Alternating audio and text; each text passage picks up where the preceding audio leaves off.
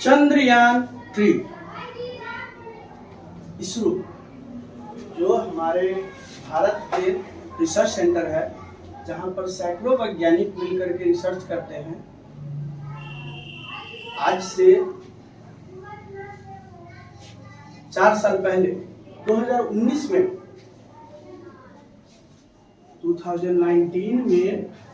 Chandrayaan-2 launch किया गया,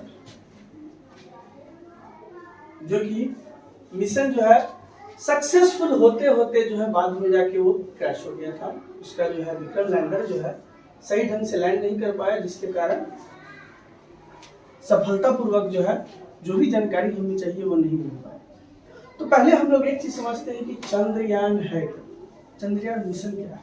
देखिए, चंद्रयान 2 शब्दों से मिलकर बना है, चंद्र जोर यान। चंद्र यानी क्या?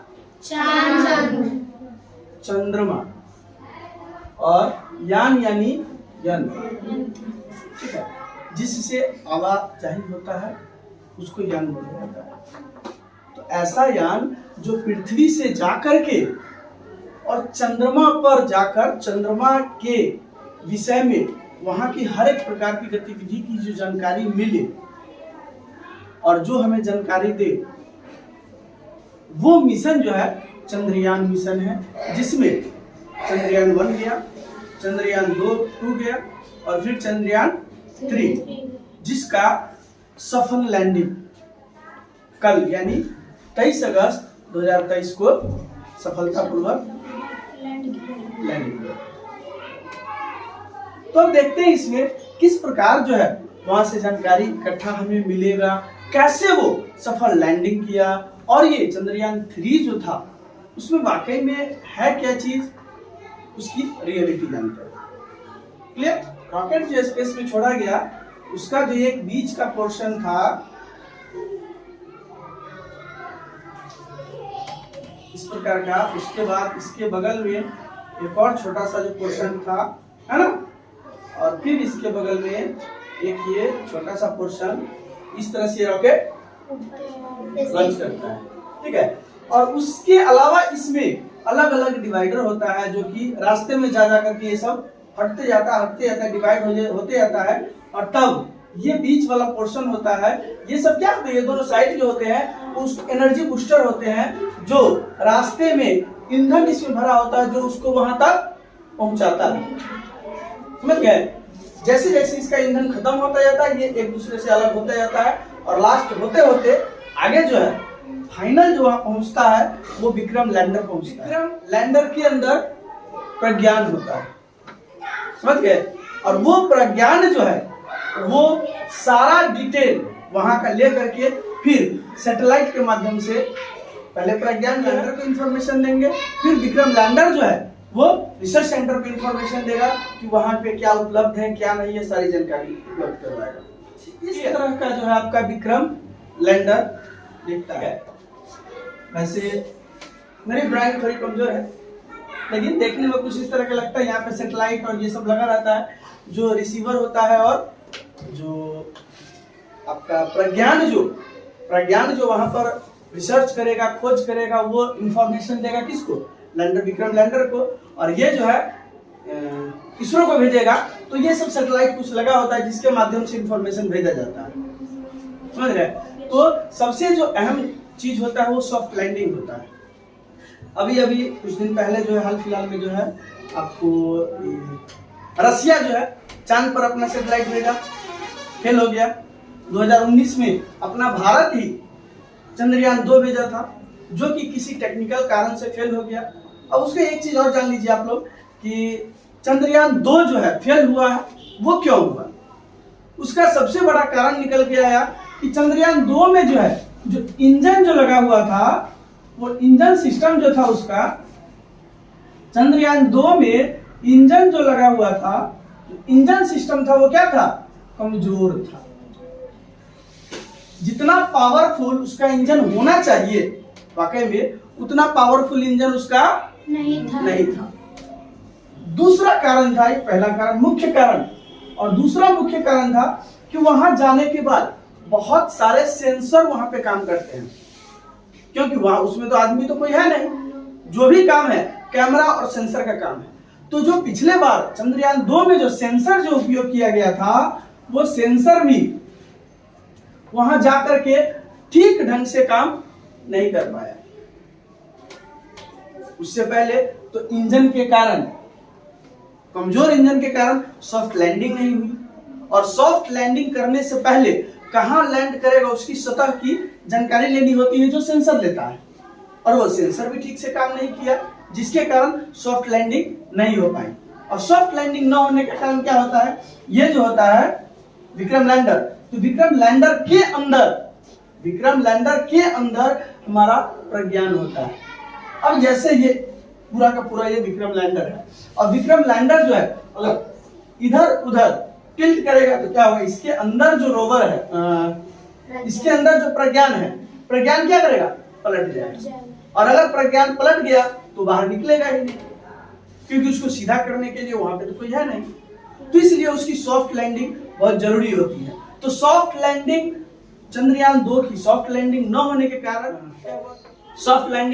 कारण सारा सिस्टम जो है मतलब इधर से उधर हो गया, जिसके कारण हमारा मिशन सक्सेसफुल नहीं हो पाया। अब इस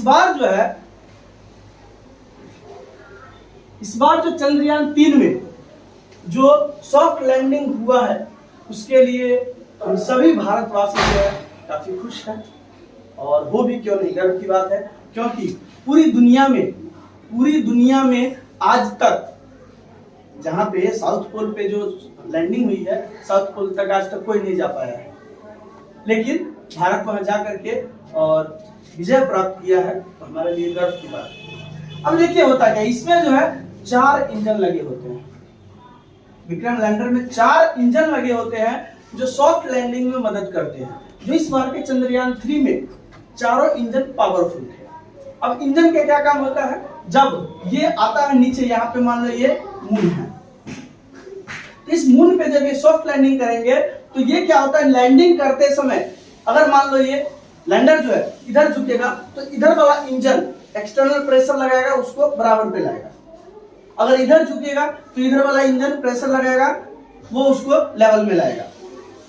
चारों इंजन का वही काम होता है, सिर्फ सॉफ्ट लैंडिंग करवाने का काम होता है। उसके बाद इसके नीचे जो ये कैमरा लगा होता है, जो कैमरा वहां नीचे की जहां लैंडिंग हो रही है वहां की सतह की पूर्ण जानकारी देती है कि हाँ यहाँ लैंड करने योग्य है या नहीं है। अगर लैंड करने योग्य है तो यहाँ पे लैंडिंग होगी, नहीं तो यहाँ पे नहीं लैंडिंग की जाएगी। तो ये मुख्य रूप से चारों इंजन का काम होता है, और क्योंकि सारा काम तो इंजन का ही बैलेंस बनाना, तो इंजन का पावरफुल होना जरूरी होता है, जो कि चंद्रयान 3 में पावरफुल इंजन। क्लियर? उसके बाद जो नेक्स्ट सॉफ्ट लैंडिंग का एक और महत्वपूर्ण बात होती है कि कैसे हम मानेंगे कि सॉफ्ट लैंडिंग हुआ कि नहीं हुआ। सॉफ्ट लैंडिंग जब भी माना जाएगा जब इसकी लैंडिंग 90 डिग्री एंगल पर होता है। 90 डिग्री आप समझ रहे हैं ना, अगर ये एक सरल रेखा है और सरल रेखा पर बिल्कुल एक सीधी रेखा आती है, तब ये क्या कहलाता है, 90 डिग्री। यानी अगर ये चंद्रमा की सतह है तो इस पे बिल्कुल सीधा सीधा अगर विक्रम लैंडर जो है बिल्कुल सीधा लैंड करेगा, इसका मतलब हमारा लैंडिंग 90 डिग्री पर हुआ है, और इसका मतलब क्या हुआ कि जो लैंडिंग है वो सफल लैंडिंग है, यानी सॉफ्ट लैंडिंग है।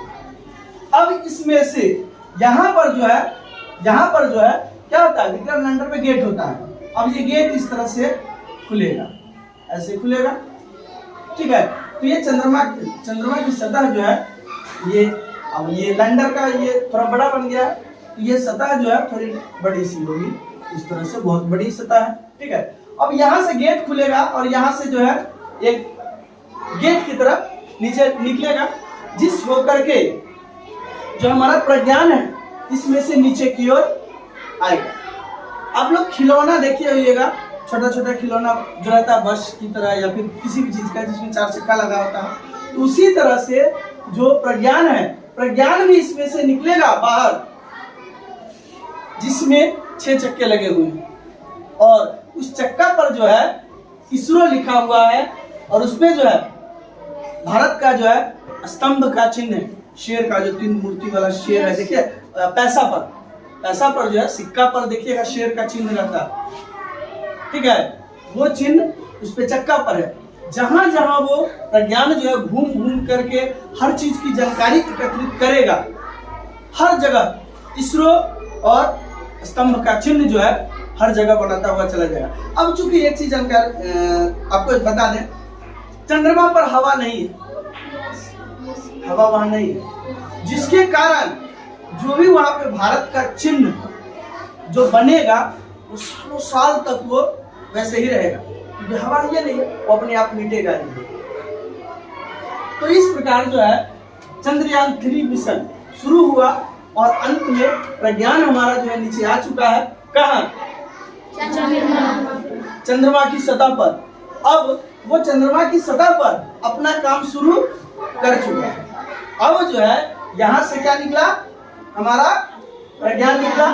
अब निकलने के बाद ये चंद्रमा की सतह पर, पूरी सतह पर जहां तक उसको जाना है वहां तक घूमेगा और वहां की फोटो क्लिक करेगा, स्कैनिंग करेगा और वो फिर किसको भेजेगा?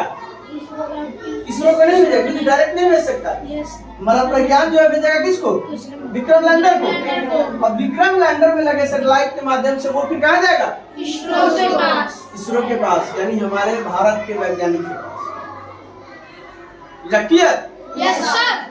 तो पूरा चंद्रयान 3 मिशन समझ में आया? Yes sir. ये हमारे लिए बहुत ही गर्व की बात है और आने वाले समय में वहां से जो भी जानकारी मिलेगी उस चीज से हमारा भारत विश्व गुरु की ओर बनने की ओर आगे बढ़ रहे हैं और आने वाले समय में हमारा भारत विश्व गुरु बनेगा। और जिसमें हम आशा करते हैं कि आप लोग भी अभी पढ़ रहे हैं और अच्छा पढ़िए, इतने अच्छे से पढ़ाई कीजिए, इतने अच्छे से पढ़ाई कीजिए कि आने वाले समय में आप लोग भी कुछ ऐसा करें और आप लोग भी भारत के विश्व गुरु बनने में अपना अपना सहयोग दे, योगदान दे, देश का नाम रोशन करें।